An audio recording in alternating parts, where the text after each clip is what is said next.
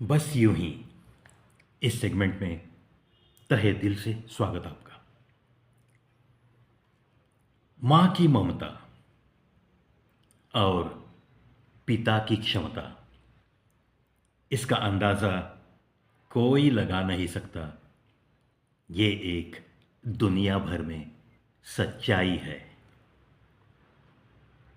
सोचा है कभी आपने, जो मैं बता रहा हूं इसके बारे में थोड़ा सा एकांत में अगर सोचोगे कि मां ने हमारे लिए क्या कुछ नहीं किया,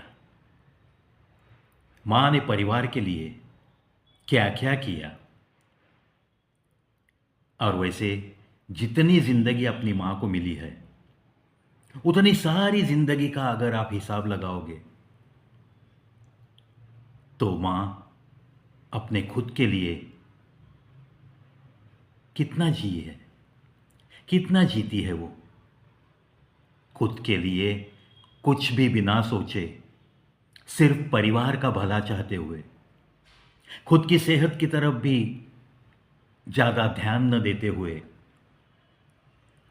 हम सबको कैसे सुख और समाधान मिले इसकी तरफ ध्यान देते हुए वो पूरी जिंदगी गुजार देती है।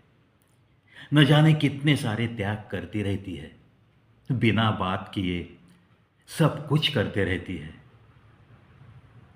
सबको प्यार देने के लिए कोशिश में रहती है। किसी के कुछ न कम पड़े इसी की तरफ उसका ध्यान होता है। कभी खुद के पेट के लिए भी कुछ नहीं बचता, फिर भी वो मानो कि पेट भर खा चुकी है ऐसे डकार भी देती है।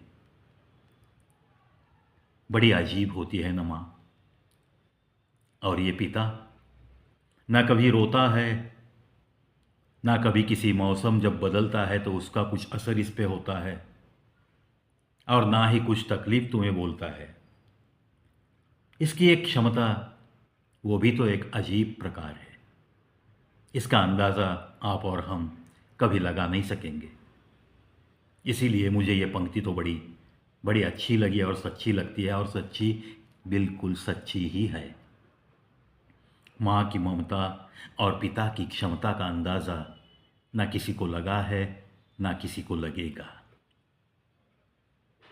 सुंदरता का प्रतीक मानते हैं हम ताजमहल को, एक अजूबा मानते हैं हम संगमरमर से बनाई गई ये इमारत। कहते हैं शाहजहां ने अपनी बीवी मुमताज के लिए उसकी याद में ये ताजमहल बनवाया था। लेकिन गालिब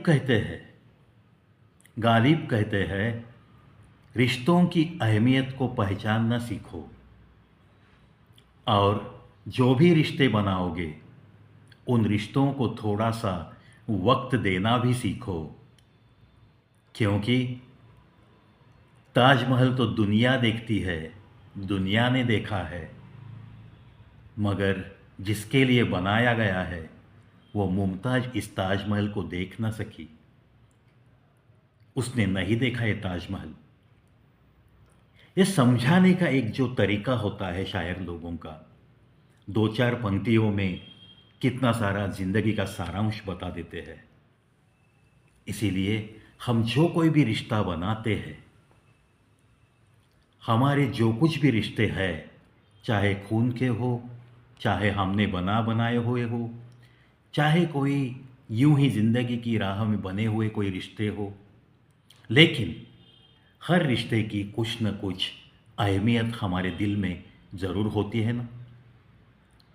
तो एक बात पक्की है, हमारी तरफ से हमारी तरफ से तो हम हर रिश्ते को वक्त देने की ज़रूर कोशिश करेंगे। जब लफ्ज़ों का इस्तेमाल करना इंसान सीखता रहता है, यानी कि उसकी 3 साल की आयु से लेकर आहिस्ता आहिस्ता वो जैसे बड़ा हो जाता है, एक मैच्योरिटी सेंस लेकर जब वो घूमने फिरने लगता है, कॉलेज में जाता है, बाद में वो सेटल हो जाता है, इस सारे सफ़र के दौरान लफ्ज़ों का इस्तेमाल कैसे किया जाए, कौन से शब्दों का इस्तेमाल करना चाहिए, शब्द कैसे चाहिए, ये भी तो ज्ञान वो प्राप्त करते जाता है। लेकिन वो ये नहीं समझता कि शब्द शब्द भी भोजन में जो व्यंजन हम खाते हैं बिल्कुल उन व्यंजनों की तरह होते हैं। शब्द भी एक भोजन है, शब्दों का भी एक स्वाद होता है। इसीलिए शब्द पहले चखने चाहिए।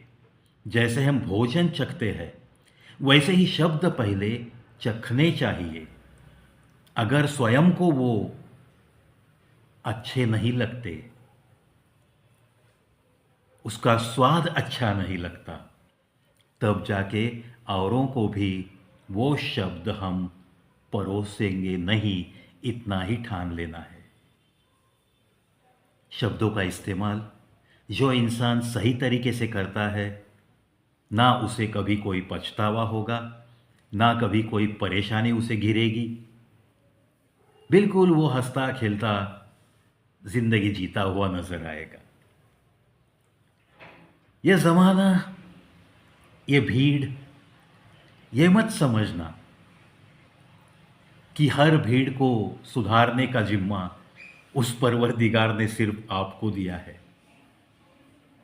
जैसा आप चाहोगे वैसा ही आपको मिलने वाला हर इंसान निकलेगा, ऐसी तो बात कभी भी होती नहीं, कभी भी होती नहीं। और अगर आपका स्वभाव ये है कि हर कोई मुझे जो मिलने आता है या मुझे ज़िंदगी की राह में चलते चलते कोई मिलता है, वो बस मुझे जैसे अच्छा लगता है वैसे ही उसकी चाल चाहिए, वैसे ही उसका स्वभाव चाहिए, वैसे ही उसका बात करने का अंदाज चाहिए। ऐसा अगर चाहते रहोगे तो ज़िंदगी में एक दिन अकेले रहने की नौबत आएगी। बिल्कुल आपको एक दिन अकेलापन महसूस होगा। इसीलिए ये दुनिया अनेक रंगों से भरी हुई है। हर इंसान के कई सारे रंग आपको दिखेंगे। हर इंसान का स्वभाव अलग अलग है। हर इंसान के संस्कार अलग अलग होते हैं।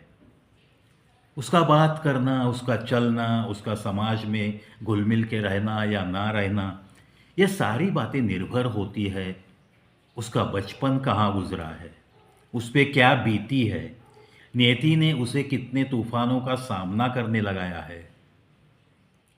देखो कभी कभी समाज में कुछ लोग आपको तन्हा तन्हा दिखते हैं, गुमसुम से दिखते हैं, लेकिन हमारी नज़र सिर्फ उनका गुमसुमपन देखती है।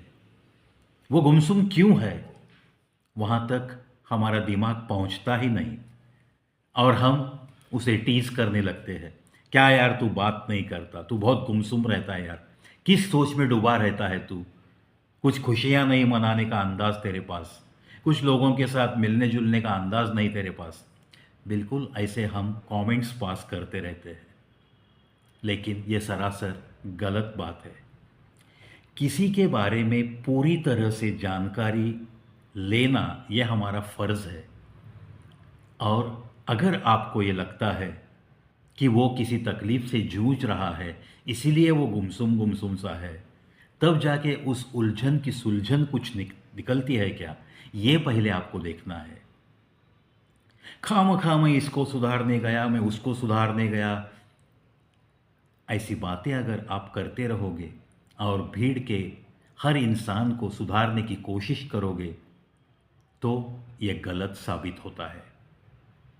एक बात कही जाती है इस समाज में, जितना भी ज़्यादा आप किसी को सुधारने की कोशिश करोगे, जितना भी ज़्यादा इस समाज में आप अगर किसी को सुधारने की कोशिश करोगे, तो वो इंसान सुधारने के बजाय आपका दुश्मन बनने की संभावना ज़्यादा होती है, ज़्यादा होती है। ऐसी कुछ बातों को जहन में रखते हुए हमें तो बस इस ज़िंदगी की मिठास कैसे बढ़ेगी इतना ही देखते देखते मज़े में हंसते खेलते ज़िंदगी जीने की कोशिश में जुटे रहना है। और शुरुआत मैंने माता पिता से की थी, इसीलिए इसी एपिसोड की ये जो आखिरी कुछ पंक्तियां हैं वो भी माता पिता को डेडिकेट करता हूं और उनके ही प्यार के लिए आपके सामने पेश करूंगा। वैसे तो माता पिता अपने औलादों को कुछ भी नहीं मानते, कुछ भी नहीं। कोई आशा नहीं, कोई अपेक्षा नहीं रहती कि बहुत सारे भौतिक सुख आप हमें दे दो, ऐसा भी वो अपने औलादों को कभी कहते नहीं। हाँ, लेकिन वो अगर कुछ बात करते नहीं, इसका मतलब उन्हें किसी चीज़ की ज़रूरत नहीं, ऐसा समझना गलत होता है। और भूख उनकी सिर्फ एक बात की होती है, भूख उनकी सिर्फ एक बात की होती है। माता पिता बोल के नहीं दिखाते, लेकिन आपसे उन्हें थोड़ा बहुत वक्त और थोड़ा बहुत प्यार, इसकी ज़रूर ज़रूरत होती है, इसकी ज़रूर ज़रूरत होती है। अगर देना चाहते हो अपने माता पिता को, वैसे तो आप या कोई भी दुनिया में माता पिता को कुछ दे सके, ऐसा तो कोई आज तक पैदा नहीं हुआ और ऐसा कोई जन्म भी नहीं लेगा इस पृथ्वी पे। इसीलिए सिर्फ माता पिता के साथ दो चार अच्छी अच्छी बातें कीजिए हर रोज़। थोड़ा बहुत आपका कीमती वक्त जो और कीमती बन सकता है अगर आप उनके पास बैठकर उनके साथ थोड़ी 15-20 मिनट के लिए थोड़ी बात कर सकते हो, थोड़ी आस्था के साथ उनकी पूछताछ कर सकते हो, तो बस